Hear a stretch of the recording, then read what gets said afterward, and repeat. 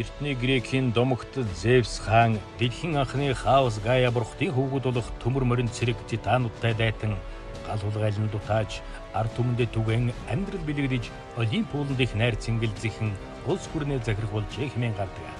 Монголын улс товчонд Монголын дайчид дайн тулаанд орохын өмнө их түүдэг гал мандаан найр наадам зэхэж галын эцэстээс мэдээлэл аван дараа өдөр болох тулааны төлөлгөө боловсруулдаг байсан тухай дурдсан байдаг. Эдгээр түүх домгийн мөрөөр хөөв. Зевс хаан хүн нүгийн дайчдаас гал хулгайлан Олимп ууланд очиж найр наадам зохион ард түмэндээ бурхан мэт шүтгдэх болсон байна хэмээн өөрөмшүүлж болох юм.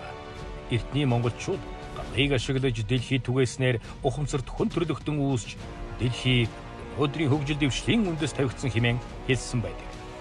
Монгол түмэн гал голомтоо дээдлэн төрийн их баяр наадмаа тулган дассан галын дор нэгдэн наадах болтугай хэмээн энэхүү төслийг үтээ. Төлөвлөж буй байрш нь Улаанбаатар хотын 2030 оны ерөнхий төлөвлөгөөний дагуу Яармаг хорооллын спорт бүсэд байхаар тооцов. Монголын үндэсний цэнгэлдэх хүрээлэн төлөвлөхөөс гадна олон улсын спортын тэмцээн уралдаан зохион байгуулах зохицолбор байх ба баяр наадмын үеэр үндэсний өв соёл уламжлалыг дэлхийд сурталчилан таниулах үүднээс соёлын гудамж, гар урчуудын зохицолбор, үндэсний соёлын театр буюу анхны уртын дууны нэрвжит театр зэргийг нэг дор байхаар төлөвлөжээ.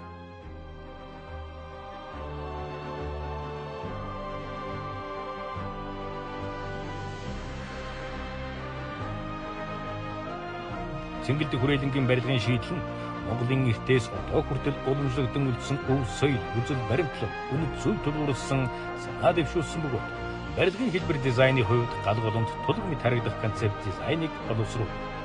Стадионы байгууламж нь 4 барилгаар хүрээлүүлэх ба цэнгэлдэхийн төвд бадамдан асах мөнхийн галын конструкцийг 4 зүгээс татлагаар татан тогтооно.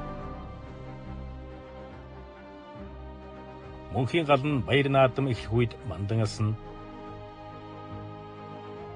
Цэнгэлдэхийн дээврийг мөнхийн тавиланг бэлэгдэж эргэлдэж буй хасаар төлөөлүүлсэн ба голын хэсгийн дээврийг орчин үеийн дэвшилтэт технологи ашиглан хураагддаг дээвэр байхаар тооцжээ.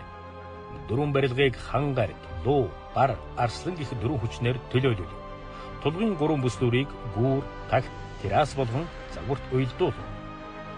Стадион 50,000 хүний 5 зэрэглэл бүхий үзэгчдийн суудалтай, тамирчдын бэлтгэл хийх зал, монголчуудын чөлөө цагаа зөв болсон өнгөрүүлэх үйлчилгээ, худалдаа, авто зогсоолууд, олон улсын үзэсгэлэн зохион байгуулагддаг байхаар төлөвлөжээ.